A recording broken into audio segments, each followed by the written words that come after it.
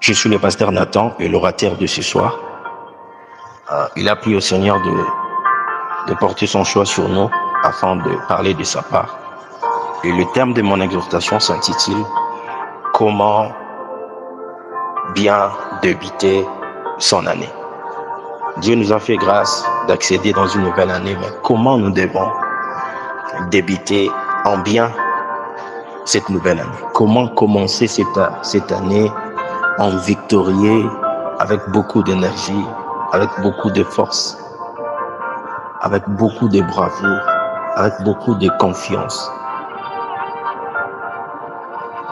Voilà, j'ai juste quelques points à nous partager et qui nous aidera justement à comprendre de quelle manière nous devons aborder cette nouvelle année.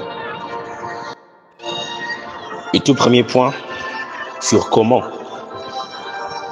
bien débuter l'année. Je mentionnais, il nous faut exercer la gratitude.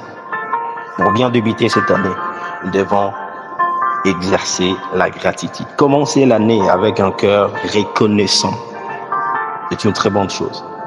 Vous saviez, 2024 a été tellement merveilleux, aussi quelquefois rempli de peine. Tout n'a pas été rose. Mais nous avons quand même de quoi dire merci à Dieu et aussi dire merci à ceux qui ont été autour de nous, toutes ces personnes qui nous ont tellement fait du bien, qui nous ont été utiles, des collaborateurs, des coéquipiers, des collègues, en tout cas toutes ces personnes, les membres de famille, les parents, les amis, parce que c'est vraiment une opportunité de leur remercier, de leur dire merci pour tout ce qu'ils sont pour nous. Ils comptent tellement pour nous énormément et nous devons vraiment leur exprimer toute notre gratitude. Parce que la reconnaissance envers Dieu pour ses bénédictions passées et à venir est un moyen de démarrer l'année sur une note positive.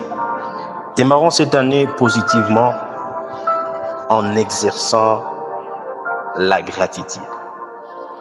Le deuxième point, c'est que pour bien débuter cette année, nous devons pas négliger cet aspect qu'on appelle la prière.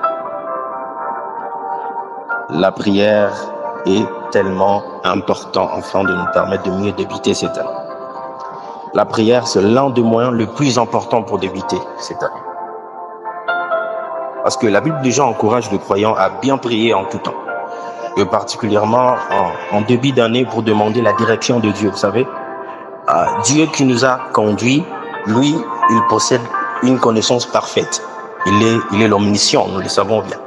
Il connaît les aboutissants, il connaît les tenants ainsi que les aboutissants. Il sait, il est alpha ainsi que l'oméga. C'est-à-dire qu'il possède la connaissance parfaite du passé, de l'avenir et ainsi que du présent.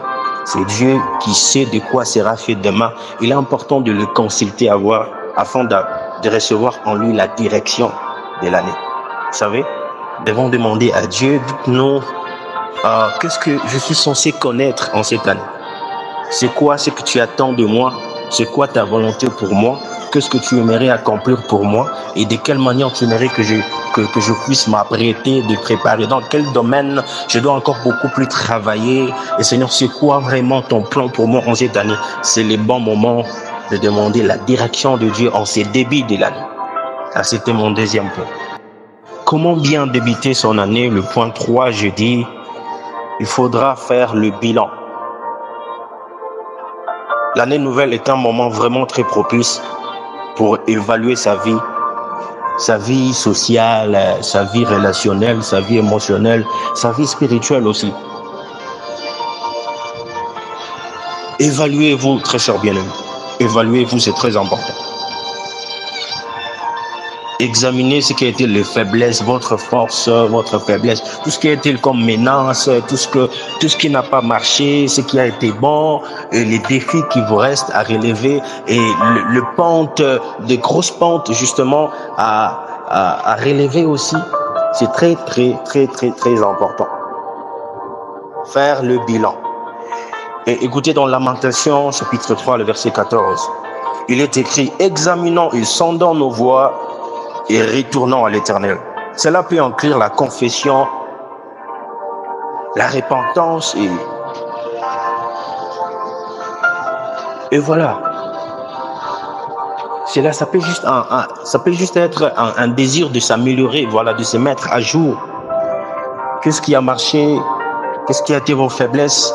Là où vous aviez tombé l'année passée, comment vous devez vous évaluer afin de pouvoir vous relever, travailler, vous mûrir et porter encore beaucoup plus de fruits en cette nouvelle année qui commence. Et le point 4, je dis, fixez des objectifs. Fixez-vous de nouvelles objectifs. Et c'est là dans tous les domaines spirituel et aussi dans d'autres domaines. Parce que déjà, la Bible nous invite à marcher avec intention. C'est-à-dire que nous devons être intentionnels dans notre façon de bâtir notre avenir. Dans Philippiens 3, verset 13, Paul parle de l'importance de se concentrer sur l'avenir. Vous voyez? Oublions ce qui est derrière et tendant vers ce qui est devant. Je cours vers le but pour remporter le prix de la vocation céleste de Dieu en Jésus-Christ. Fixez des objectifs. Fixez-vous de nouvelles objectifs.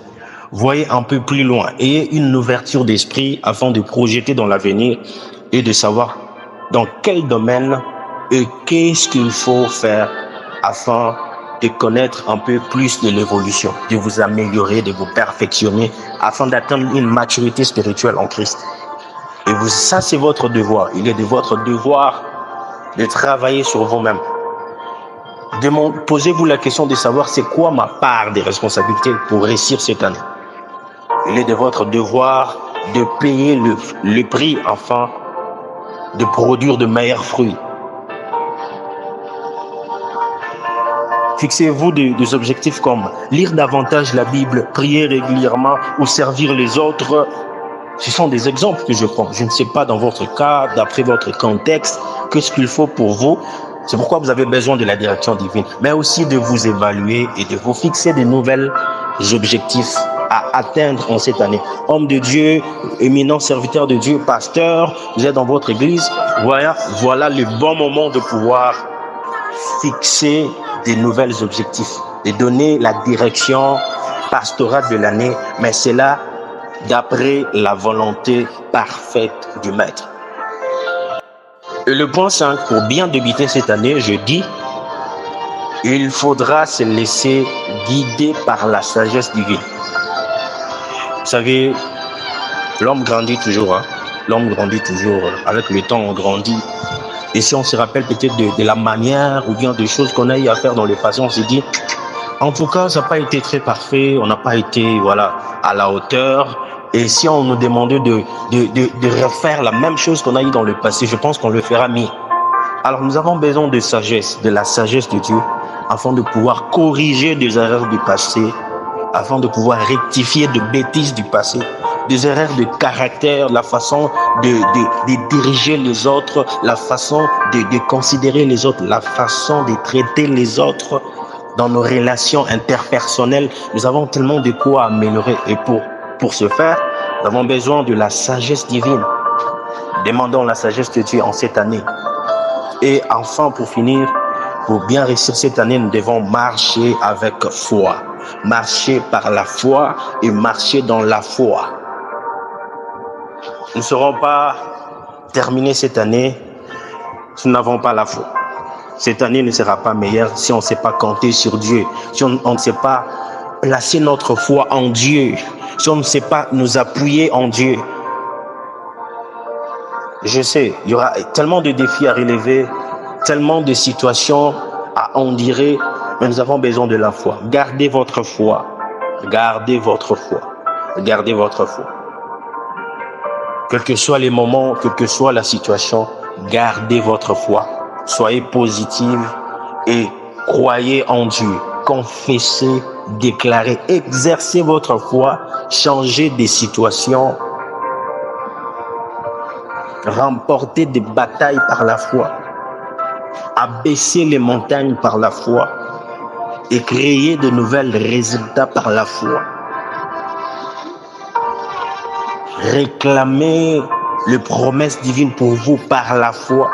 Dans vos pensées, soyez positives afin de faire mieux. Père, je prie que cette année soit de la même façon que c'est une nouvelle année. Je prie que ça nous apporte à moi ainsi qu'à mes frères, à toute cette grande famille, de nouvelles choses. Accorde-nous la sagesse, accorde-nous de nous évaluer et de nous fixer de nouveaux objectifs. Accorde-nous de mieux faire, d'aller encore plus loin, de faire mieux qu'avant. En ton nom, d'exercer notre influence, de laisser des traces d'impact. Accorde-nous la grâce de mieux faire. Cette année, nous voulons vivre le merveille de Dieu. Est-ce que tout ce que nous n'avions pas pu vivre, tout ce qu'on n'a pas vécu l'année dernière, cette année, nous voulons le vivre par ta grâce, parce que tu es fidèle. Je prie que l'année de mon frère ainsi que de ma sœur soit bénie au nom de Jésus. Je bénis cette famille, je bénis leur vie, je bénis tous ces moments que nous venons de passer dans ta présence. Dans le merveilleux nom de Jésus-Christ, j'ai ainsi prié. Amen. Merci beaucoup à Papa Paul. Merci au très cher collaborateur. Je vois le docteur Abraham, je vois Papa Defa. Que le Seigneur vous bénisse. C'était le pasteur Nathan. Soyez bénis, à la prochaine.